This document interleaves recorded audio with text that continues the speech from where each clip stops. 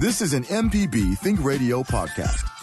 To hear previous shows, visit mpbonline.org or download the MPB Public Radio app to listen on your iPhone or Android phone on demand.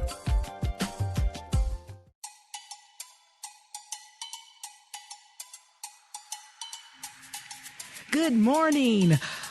This is Mississippi Education Connection, a show dedicated to providing resources for teachers, parents, and guardians.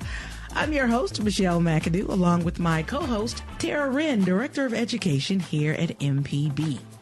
Well, being a parent is never a cakewalk, but parenting during a pandemic is an entirely new challenge for many Mississippi families of children with special needs. Today, we'll welcome Robin Lemonis, Director of Special Education, and back for another week, Dr. Nathan Oakley, Chief Academic Officer with the Mississippi Department of Education. Now, we'll talk with them about available resources for districts and families, as well as support for students. Well, last week, we discussed PBS Kids programming and how it's tied to curriculum. Now, if you missed that show, you can listen to our podcast at mpbonline/Mississippi Education Connection. Well, good morning, Tara. Good morning. Happy Good Friday. Happy Easter to everyone. Yes, it is Good Friday. Yes. And ordinarily, in a normal time, the teachers will be out of school. The kids will be at home having a Friday and a Monday Easter break, but Easter break is a break is a lack of a better word. Everybody's having a long break and a little different break. I mean, they're taking a break from the lessons. They are. So they're asking. Teacher says, "Hey, school's out today and Monday," so they get a little break at home. They do. And I mean, all the districts, I think, are compliant around the country. Actually, they're not posting assignments. They don't have to log in today and the or Monday. Correct. Yeah, that's correct. So and it's good. That is. They need a break. And we talked about that last week. If you're listening to the show, and I'm talking to myself and Tara's talking to herself too, we have to distance ourselves from our distance learning. We have to distance ourselves from our home, working at home. You have to take a break. Take breaks. Breathe, walk outside, breathe some fresh air, and then come back to it. It will be there when you get back. Absolutely. Do something different, something fun. Just take a break. It is, because it's mentally, physically, and everything good for you. Right. Speaking of good for us, tell us what's new in the Department of Education this week. I know you guys are working hard. Yes. Well, the MPB Education Services team, our main focus this past week, has been to keep the website and our social media sites updated with the best resources. When we find things, we put them up there. We gather the content, we package it up, and we post it. MPB Education Online is our website, and at MPB Education are our social media sites. Our very own Ed Said has started putting out some healthy messages for the kids as well, some reminders there. And we're just continuing to put out some workforce development messages and updating the website. And that's just our main focus. Every week we're putting out the updated TV schedule. Okay. It's on our new at-home learning site at education.mpbonline.org for people to go next week. Families and students to look at where we have programming on that supports what they're learning in school. So enrichment programs on MPB television. Okay. And that's our focus, is just to keep it fresh, keep it coming for everyone. Filtering any questions. People can call us anytime. 601-432-6565. They can get us a message there or at education@mpbonline.org. And we're just here to support. That's good. So if a parent is utilizing the resources you guys put up online and they have questions about do you put worksheets up and things like that, or links to resources and worksheets, all that? Worksheets, activity sheets, parent activities that they can do with their children. We kind of tell them how to do it. And here are the tools you will need. Also, this month we've posted an April calendar of activities from PBS Kids, and it's a parent portal on the pbs.org website that they can go to and get all sorts of activities that relate to the work they're doing, or just something fun to do. And all of those lessons are tied to curriculum. They're all tied to an education or a learning opportunity. And those are the types of things that we are posting. Articles, information, updates from, national and the local level. That's the type of information we're trying to push out. I do have a question. As you know, I have a teenager, so she'll be 17 this year. Is your curriculum or the resources that you put out there for older students as well? Yes, we are pre-K through 12 plus. Oh, okay. And we intentionally pull information for that group as well, because we know that they need that extra boost as well. Yes. And the parents need some more resources for them. So yes, pre-K through 12 plus, we push out all sorts of information. Oh, that's great. That's great. Now, last week we talked about Lieutenant Governor Delbert Hoseman's Healthy at Home project. And that was a really neat project. I love a great idea. Yes, I love the idea of it. Have we put that link up? The link is on MPB Education at mpbonline.org. And I actually heard Lieutenant Governor Hoseman in an interview yesterday with Otha Kane, and he was telling how many wonderful responses that they're getting from children across the state. He actually mentioned that a fourth grader, she ended her particular writing with, "We will get through this together." And that's such a positive attitude for a fourth grader to have. So. I'm laughing because I've noticed all across the world, the little ones are more optimistic almost than the adults. Encouraging us. And they are. And I don't know, Java, I don't know if you noticed this, but the little ones keep us motivated. They keep smiling. They say, well, this is going to be over soon. And, you know, I guess we're older and we're settled in our ways and we're, you know, adults. But the young ones, they're staying optimistic. They're keeping us optimistic. And kudos to all the kids listening. If you're listening, because you're at home, you can listen as well. Thank you guys for being optimistic. Maybe next week we can share one of those stories that Delbert has on his website. We're looking forward to that. But That in the would be meantime, people can go to the Lieutenant Governor's website and check out all the stories, and hopefully there'll be some cool art there and all sorts of things. But we would definitely share some in the weeks to come. Java, you had something to say? Oh, okay. He's looking like, no, I didn't know. Right. Well, you know, each week we come with cool stories of the week and we come with tips from our education department. But before I share our cool story this week, I want to take time out to give our condolences to the family of the JPS elementary teacher who passed away of COVID-19 this week. Shalandra Rollins. She was 38 years old. And she taught special needs children at Span Elementary School in Jackson. She was also the mother of 2 teenage daughters. Again, rest in peace, Shalandra Rollins, 38. We lost a great teacher.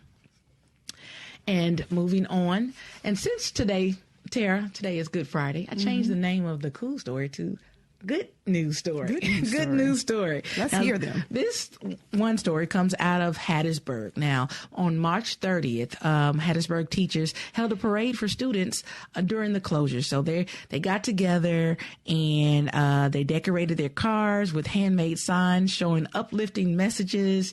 They did the caravan. And one teacher says that it was just their way to show their students they simply want things to get back to normal and they miss seeing their faces.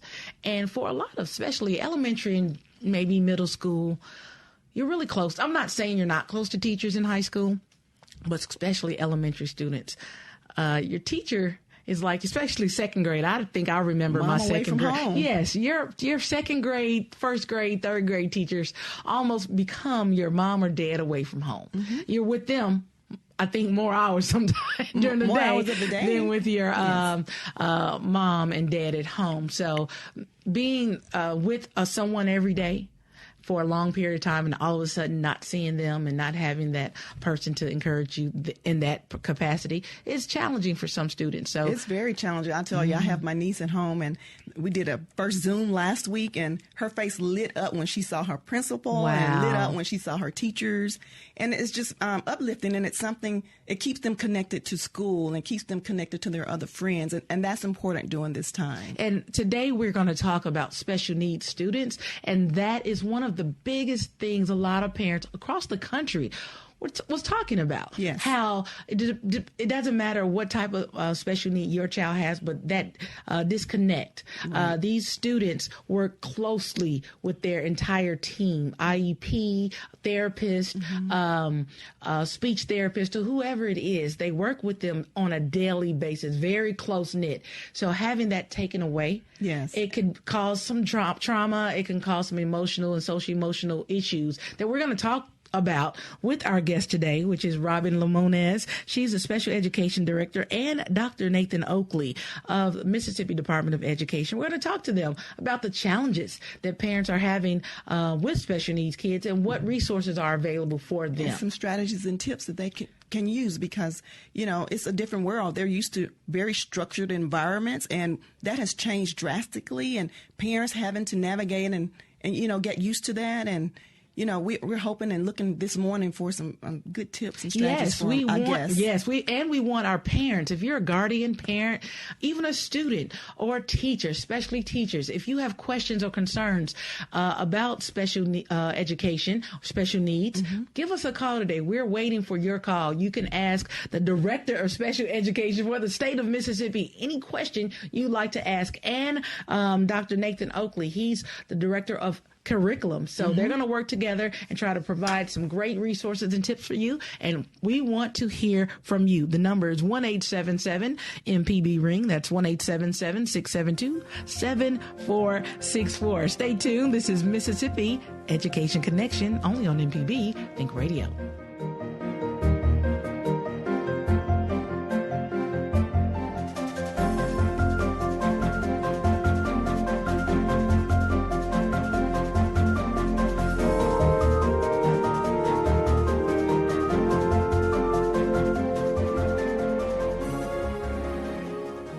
No matter if you use an app to start your car or still have a flip phone, Everyday Tech can decipher today's technology for tomorrow's solutions. Subscribe now to the podcast using any podcast app or the MPB Public Media app. This is an MPB Think Radio podcast.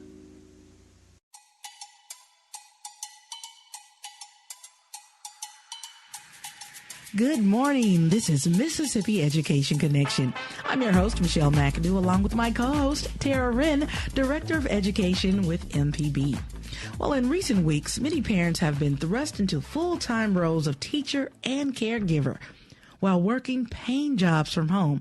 And for parents of children with special needs, the shutting of schools means loss of helpers throughout the day and a support network.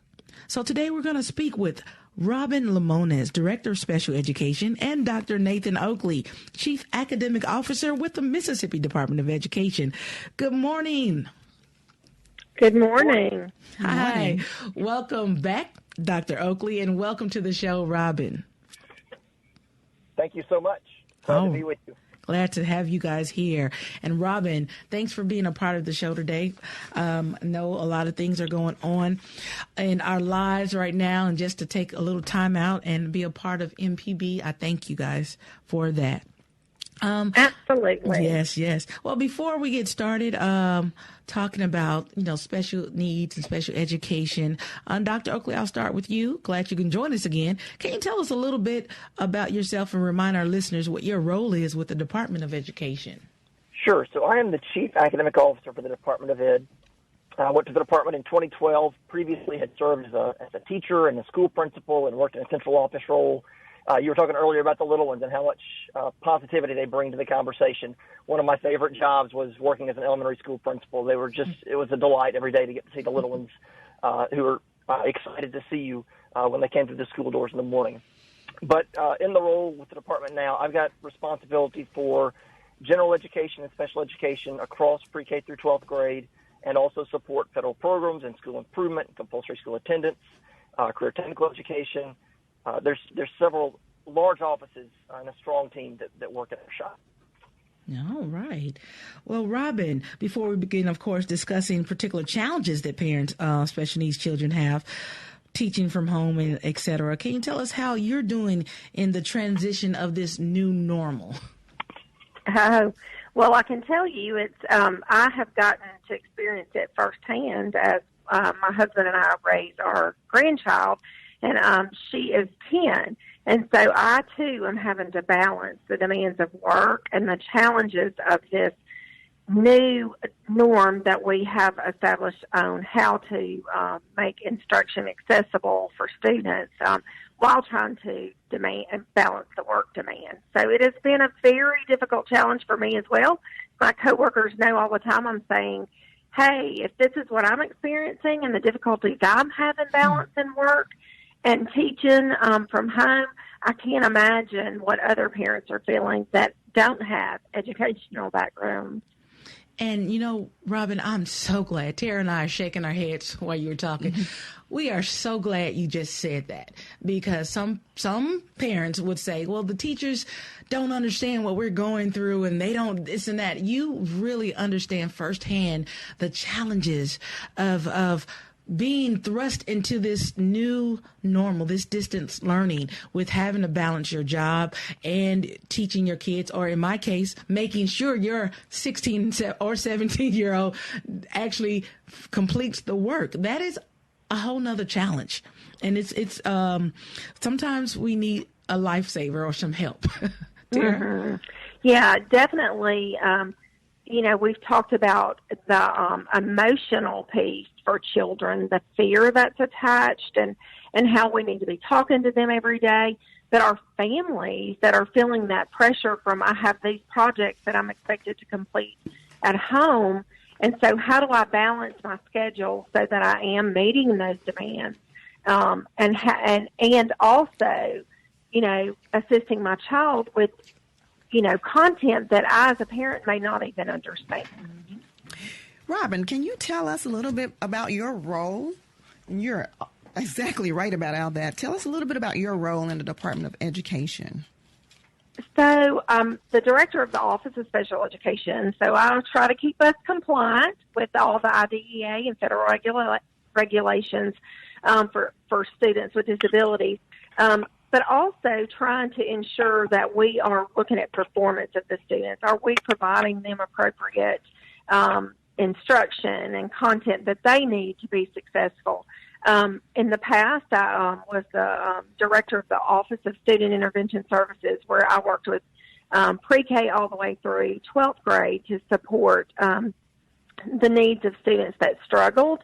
I have been at the department as the director of literacy and of early childhood back in the beginning when the first two pieces of legislation for the Early Learning Collaborative and the Literacy-Based Promotion Act were passed. I have been everything from a pre-K teacher all the way to a adjunct reading professor at Hines Community College. So you are very diverse in your understanding of what we're facing, what we're going on, what people and parents might be, the challenges that they may have. So can you tell us how many students in Mississippi are classified as special needs that may have IEPs? And as you're talking about IEPs, just kind of give a little explanation of what an IEP is for our listeners. So I don't know the number. Nathan, do you know the number right offhand about the number of special education students in our state? It runs about 10%, 10 to 12%, if I'm not mistaken, of our overall population. And so it runs right between 50 and 60,000, if I'm not mistaken. Okay. Some sort of diagnosis or some sort of identification. So, and an individual educational plan is developed based on the specific needs of the student. So the students are assessed. They have a comprehensive assessment that identifies what their deficits are. And then a committee develops an individual educational plan for these students to target those deficiencies. They establish goals. They progress monitor those goals to ensure that students are on track to meet those targets. And ultimately, the goal is to ensure that they graduate, career and college ready. So it is a plan that is really developed specifically based on their needs. You know, there's 13 different disability categories. So what those individual educational plans look like varies tremendously because they're based on the student's needs. So some may be for reading, some may be for math, some may be for receptive and expressive language, delays. So there's just a vast array of what those plans might look like. And they are developed in collaboration with parents. All right. And during this time, they're required to keep up, parents or other teachers are required to work with the parents to keep up with the goals of the IEPs? Is that what's happening now? So very much we continue to fully support that districts are expected to provide that free and appropriate education to all students. However, what we know is the flexibility of that delivery of those supports is really something that we're really having to say. We've got to be flexible as we continue to work with these families to meet the individual needs of these students. Some of our students were receiving OT and PT. Well, those are hands-on things, and we know that our priority right now is the health and safety of that school personnel, the staff, and these families. And so, as you can imagine, that looks very different because we don't have OTs going into homes, and we don't have speech therapists going in to work on articulation disorders. So some of those things are being done virtually. We have some districts that have gotten their special education teachers online, and they've actually gone through dyslexia therapy programs and have the flashcards, and their kids are making the sounds on the other end as they're reproducing the sounds the teacher is making. So it looks very different because it's a virtual type of instruction, and we've just said, right now, if we will focus on the health and safety of our students, and then we can work individually with these families. I know these special education teachers are making calls to parents and saying, okay, let's see, what can we work on? Here are some activities that you can do at home to ensure that your child continues to grow in the areas of concern. So it sounds like you're saying, especially the special education or special needs teachers are being a little more hands-on than the average teacher because it's needed. Those particular students have to have that hands-on, and right now, since they can't be in the room with the child, they have to see them virtually and then actually help the parents do what they do at school at home. Absolutely. Can you tell us the difference between special education and special needs, or is there a difference? So I would think that special education is the service. Special education is a service that we provide to ensure that the individual needs of students are met. And I think when we talk about special needs, I think we can look at everybody has special needs. Mm-hmm. Even our children in general education may require at some time some special support. But our special needs children, to me, are the children that require the most support. We've identified them with a specific disability, and their needs are more intense than probably some of the children in the general education environment.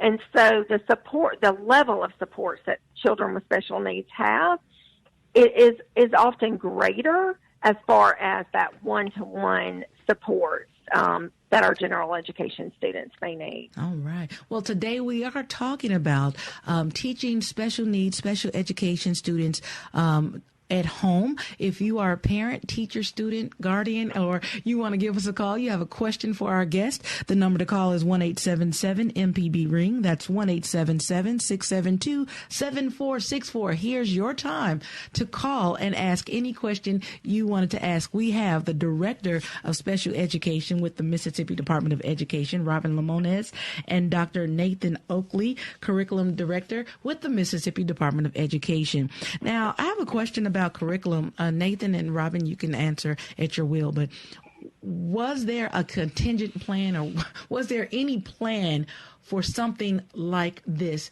prior to this? And I know people have asked you this before, and why would you have a pandemic type plan schedule, but have it in the books, but maybe you did. Was there one? So I wouldn't say there was a comprehensive plan to address a pandemic such as we're in now. I don't know that any state in the country or any country in the world was necessarily fully equipped for what we're facing right now. I would say that we had some structures in place, some policies and guidelines and processes in place for districts wherein they could offer online and virtual learning content to students. We've had that in place for a number of years now. We've got districts across the state that offer digital content to their students through our Mississippi Online Course Approval Process, or our MOCA process. And so we've got a lot of districts that have leaned on that mechanism to deliver content. We also know that we have students in high schools that are taking dual credit courses. Some of those are delivered online. Mm-hmm. I think where we've had maybe the greater challenge has been serving students in rural areas that don't have connectivity with internet, don't have device accessibility with a computer or a tablet to be able to access lessons. And then with lower elementary grades, a lot of our online content that we've used traditionally has been for upper grades because those learners are so much more independent than a student who's in kindergarten or first grade who needs that direct support and instruction from a teacher to work through classwork or to work through assignments. So we had some foundational pieces in place, but that immediate transition has driven a lot of innovation within districts. And in some cases, going back to simple solutions to make content available. We've got districts that have put together make and take packets, like you might see for a student who is out for an extended absence or an illness, and maybe the teacher would put together their assignments for them and send them home for the week or for 2 weeks they knew they were going to be out. We've got districts that have taken that approach and have made packets widely available to students, and they've made them available at school when they've done lunch. They can take lunch pickups for parents to drive through and pick up meals. They can also pick up their assignment packets. They've also, in some cases, been delivering those out directly to families in their homes. If they've been running bus routes to deliver meals across the district, they've been, at the same time, delivering assignments out to families. And so while there wasn't a formal comprehensive plan for something such as this, we had districts and schools and teachers that came up with solutions, and the department came up with some recommended practices pretty quickly. All right. Well, we're going to take another quick break, but when we return, we'll continue talking with Robin Lemonis and Dr. Nathan Oakley with the Mississippi Department of Education. Now, if you have questions or comments for our guest, please give us a call at 1-877-MPB-RING. That's 1-877-672-7464. This is your time to get your questions answered and get your voice heard. Stay tuned. This is Mississippi Education Connection, only on MPB Think Radio.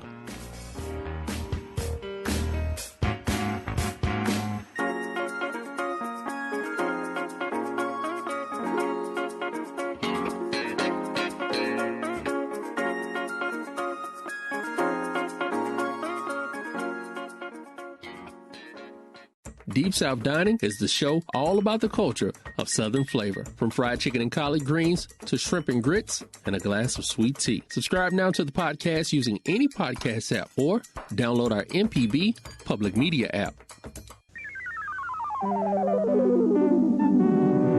This is an MPB Think Radio podcast.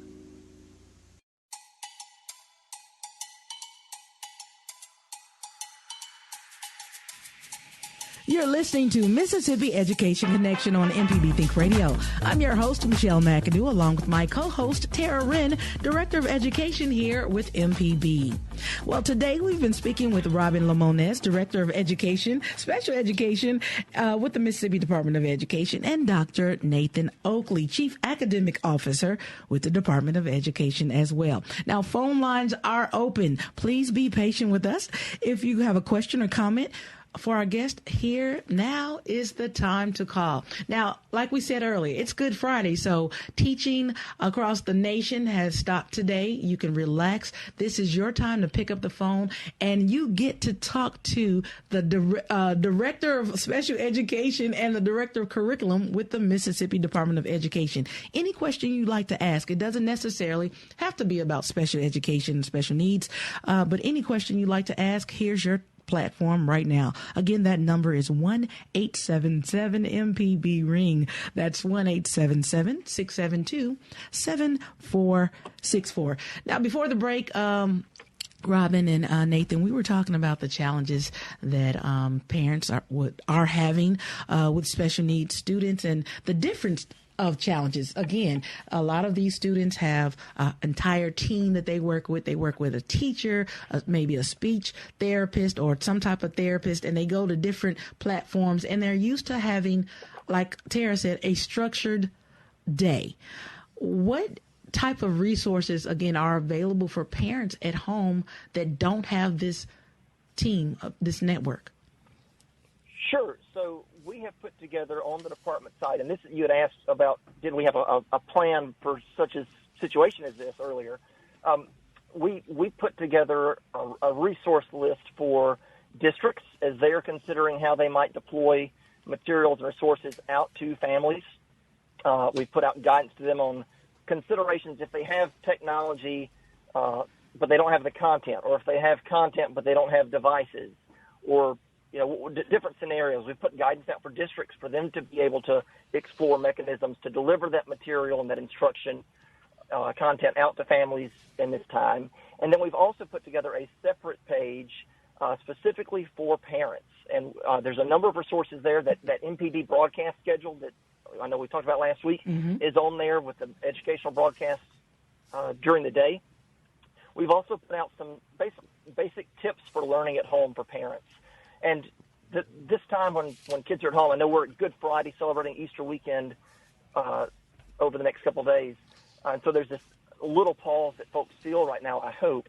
But as we look at what this time in learning at home looks like from day to day, we would encourage parents, like, you cannot just go into your morning and expect to recreate an 8 to 3 kind of school day. Right. Don't try to take that approach. You're going to be frustrated. Your children are going to be frustrated. But at the same time, don't take this snow day mentality when it's a free day for everybody all day long. You need to create a space that your students can work in. Maybe it's at the kitchen table. Maybe it's at a desk in their room. It may be at the coffee table in the living room with the television off for a bit. But find a space that students can go to and work on journaling activities, on art activities, on their math and science and reading. And then set a schedule each day. And each family is going to have to figure out what that looks like, but students need that routine day to day to feel some sense of normalcy. That's going to be helpful to them. It'll be helpful to you as well as parents, I would say. And then sync your schedules. If your schedule with work has you working from home and you're particularly busy in the morning, maybe you consider how, if you've got some assignments your students can work on independently, or maybe they've got some PE time at that part of the day. And if you've got some time later in the day or in the evening even, if you need to break the schedule up, find what works for you, but make that work for your family. And then I would say take this opportunity to look at learning much more broadly than reading and writing and math and science and social studies and arts and PE. Look at it as an opportunity to teach students some other kinds of skills and some other kinds of lessons. There are opportunities for students to help loading the dishwasher or washing dishes or folding clothes or all different kinds of things just that make a household work from day to day. And so consider those opportunities. Give students some playtime, certainly. They need time to decompress and to explore the world around them, and then give them some time to reflect. Ultimately, we know that we are living history right now, and 30, 50, 100 years from now, folks will be reading about this time in the history books. We look back about 100 years at the Spanish flu epidemic from the 19-teens. And so give students an opportunity to journal and to write. Ask them some questions about what they're feeling and how they're thinking, and then support them. Be a cheerleader for them, encourage them along the way. The students are incredibly resilient. And so we just ask parents to encourage them and to support them during this time. That's great. Great advice. We do have 2 callers on the line. We're going to go to Tanya first, and she is in, I cannot see that, Indiana, all the way from Indiana. Good morning, Tanya. You have a question or comment for the show? Good morning. I do. First of all, I'd say the program is a great show. I love it. Thank you. Tara is actually my sister. I listen in ever since you guys started. You guys are doing a great job. You sound like her. You sound alike. I have grandchildren in the Mississippi school system, and I just want to know, what if students can't meet virtually with their teachers? Are there other resources that the teachers are using to reach out to those students? Good question. That's a great question, and I think Dr. Oakley covered some of that, and I'll let him speak to that again, but that has been a very much a top concern of ours, is that there are students that don't have access to technology so that they can have virtual meetings with their teachers. So those learning packets that that districts are sending home, that they've developed specifically for those students, if they have access to computers and they can go online, we have the student guides for student weeksIf. And we have those developed all the way from pre-K through 8th grade, and those have our reading and our math standards. And the neat thing about those books is they were developed for parents. So they're written in a very parent-friendly language, and they say this is the standard. This is what that standard means, and then these are some activities, and they're really written more like games. And they say these are the things that you're going to need to help your child master this standard. So it could be that they're going to graph things. And so for graphing, all you need is a piece of paper and maybe some pennies, or a piece of paper and some dried beans. And you can roll the dice and graph, 5 rolls. What number did I roll on each turn? So those guides are out there. Districts have been very, I think, very careful to develop these packets so that students will be able to use these things at home. Very good, very good. And I would I have one more question. Sure, and I would share one more resource. Are there any legal obligations for the district and for the families of students with IEPs and special needs? So I would say for districts that are providing educational services to their general education population, to that extent, they also need to be providing services to their students with disabilities. Now, the approach that they take based on whether students have access to technology or do not may vary, but certainly they would be, if they're serving the gen ed population, the general ed students, they would also be serving those students with disabilities. We recognize in some cases that students, when they come back from this extended closure, may need extended school year services. They may need some compensatory services to address learning loss that may take place. But absolutely there's an obligation for districts. If they are serving their general population, they would also be obligated to serve their students with disabilities. All right. And as an agency, we're not asking for a waiver to say, hey, we're not going to provide these supports for these kids. Instead, what we're saying is during this time of school closures, we just need to be flexible. We need to be flexible with our timelines and our procedures just during this time when health and safety is, at the forefront of our platform. We want to be able to ensure that, that's a priority while we continue to meet the needs of the students, but we just need to be a little bit flexible in meeting those timelines and requirements. Yes. Thank you, Tanya, all the way from Indiana. Great questions there. We're going to move on and speak to Craig from Biloxi. Good morning, Craig. What's your question or comment? Hey, good morning. I was wondering if people will be able to continue classes after the virus is lifted, if they will be able to continue online. I have met a bunch of people who did homeschooling 20 years ago, and they actually did better on the test than the people who were in the regular school, but their social skills were lacking.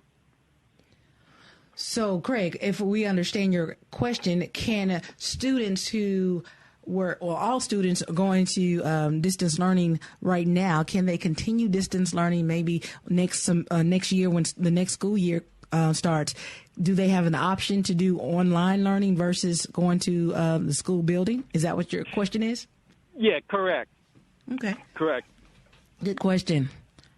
So I'll respond to that. That is certainly, I think, a growing topic as we're looking at this situation here in the state. I think we're wrestling with that here, as are other states. We're in regular conversation with other departments of education from states around the country. And so that's going to require us to look closely at the policies that we've got around attendance, the policies that we've got around how attendance is calculated. We do have a lot of opportunities right now for some of that distance learning or online learning to take place. We've got districts that are taking advantage of that, students that are taking advantage of that. But I do think that this period of time is going to force us to take a closer look at what those opportunities might look like for students and for schools down the road. I know there's an interest there that has kind of burgeoned out of this conversation or out of this current situation. Yes, yes. And we'll talk about that on our last segment. It's time for us to take our last break. Thank you, Craig, for calling in from Biloxi. And thanks, Tanya from Indiana. We're going to take our last break, but phone lines are still open. Mangle, hold tight. From Hinds County, we will get to you after the break. The number to call is 1-877-MPB-RING. That's 1-877-672-7464. If you have a question or comment for our guest, please give us a call. Now is the time. Stay tuned for more. This is Mississippi Education Connection.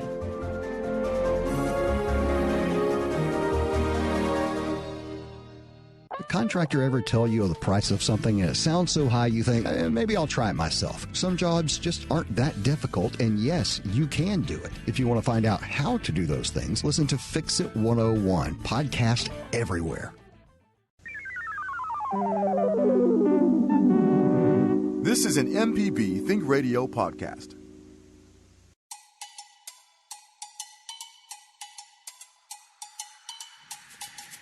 This is MPB Think Radio. You're listening to Mississippi Education Connection. I'm your host, Michelle McAdoo, along with my co-host, Tara Wren, Director of Education here at MPB. Well, if you're just joining us today, we've been discussing at-home learning for parents of children with special needs with our guest, Robin Lemonis, Director of Special Education, and Dr. Nathan Oakley, Chief Academic Officer with the Mississippi Department of Education. Now, it's not too late to get your question or comment in. The number to call is 1-877-MPB-RING. That's 1-877-672-7464. As promised, we'll go back to the phone lines and welcome Mangle from Hinds County to the show. Good morning, Mangle. Good morning. How are you? Doing wonderful. You have a question or comment for our guest? I do. Great show. I've been listening every week. Thank you. I think this is a question really not related to COVID, but just really beyond COVID. IEP questions. We know that in the school system that all students with an IEP are not on the same learning curve. Some are more advanced and highly functioning and can possibly move into, I would think, a mainstream classroom setting if they have specialized instructions in their area of special need, like reading or math.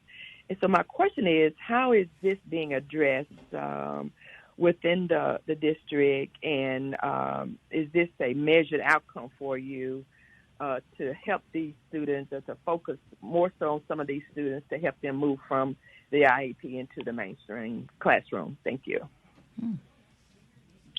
So I'll answer a part of it, and Dr. Oakley may want to chime in, but inclusion is very important. So ensuring that students with special needs that have IEPs are included in the regular classroom is really the most important piece for those kids, because then we know they benefit from the social interaction that they have with those students, as well as we know if you were in a classroom with peers that are even functioning at a higher level than you are academically, that we learn from those individuals.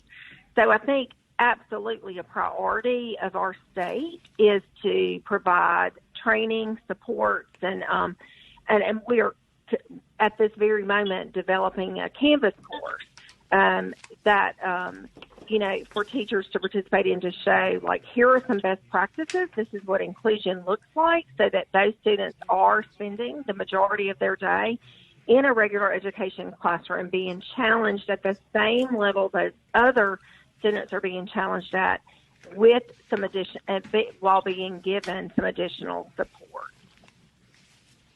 Okay. May I have a follow-up question? Yes, sure. My follow-up question is this. Let me just give you a brief scenario. Let's say you in a special needs class, there is maybe 1, 2, 3 students that are struggling, maybe with reading, or struggling with math, or whatever they may be struggling with. During the course of a day, how is that student dealt with as far as giving some special attention to those special areas that would help them to have a better focus on moving from that class, into the mainstream, to help them with their reading or with their math or whatever they're struggling with? Is there a special focus on a daily basis which will benefit them more so? I understand the transition into other classes will be beneficial as well, but on a daily basis, it's just my thought that something should be looked at if that's not something that's being done on a daily basis. So I want to make sure that I am addressing your question. So are you asking if these students are in a regular education classroom, if these students with special needs are placed in a regular education classroom, what those supports within that classroom should look like?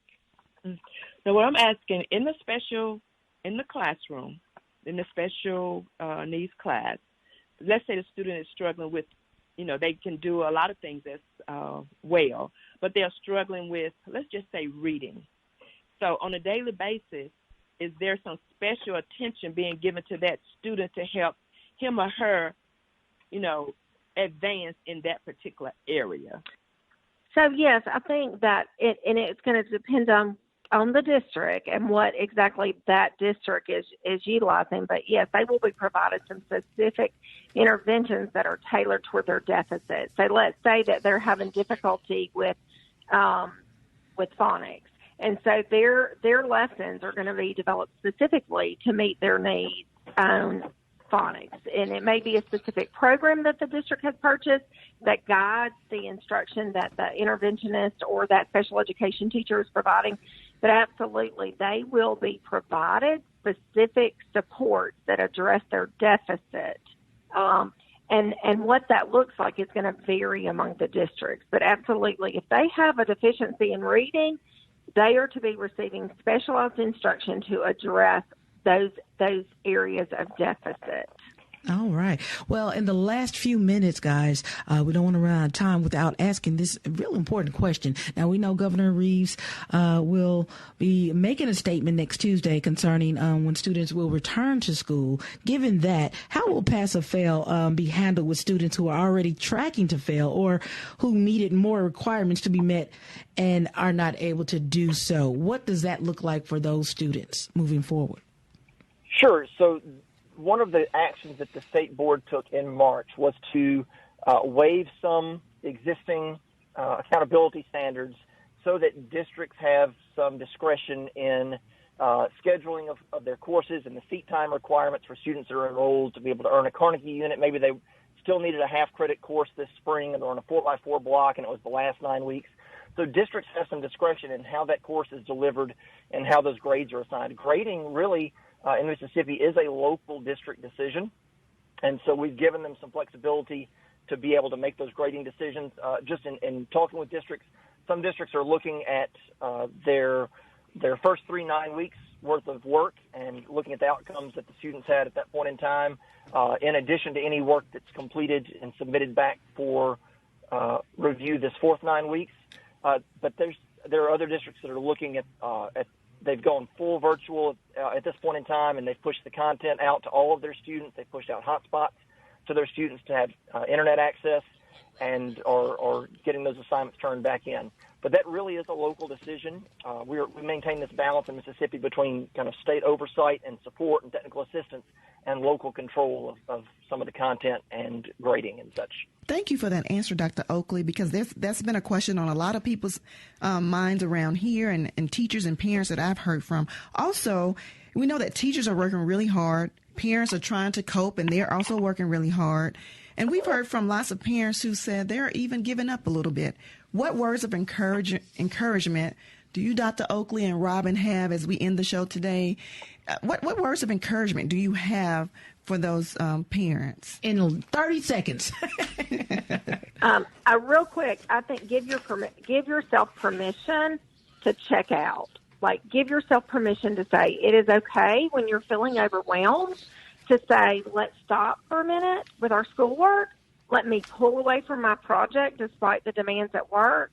Give yourself permission to really meet the emotional needs of your family and ensure that that is your priority. All right. Well, Thank you. Oh, Dr. Oakley, you have one more thing to say? I would say enjoy the time with your kids. I've got a senior all the way down to a fourth grader, and it's a special time to get to spend some additional time with them. And so as hard as that is, cherish this. Very good. Well, we've come to the end of another great show. We want to thank our guest, Robin Lemonis, Director of Special Education, and Dr. Nathan Oakley, Chief Academic Officer with the Mississippi Department of Education. Now, if you didn't get to hear this show in its entirety, listen to our podcast at mpbonline.org. This has been a production of MPB Think Radio in conjunction with MPB's Education Services Department and, of course, the Mississippi Department of Education. For Tara Wren, I'm Michelle McAdoo. Stay tuned for Southern Remedy for Women Up Next, and join us next Friday as we continue to provide educational